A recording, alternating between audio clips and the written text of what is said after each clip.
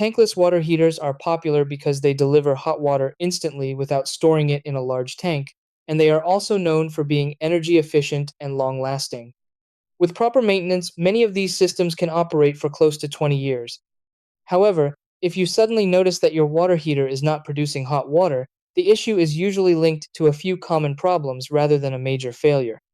Things like a power interruption, closed gas supply, ignition issues, or mineral buildup inside the system can easily stop the heater from working properly.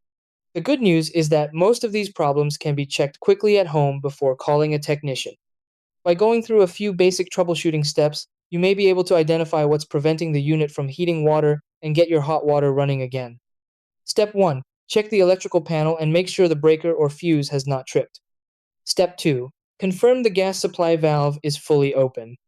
Step 3. If your heater uses propane, verify that the propane tank still has fuel. Step 4. Inspect the ignition components like the igniter and flame sensor. Step 5. Check the unit's display screen for any error codes. Step 6.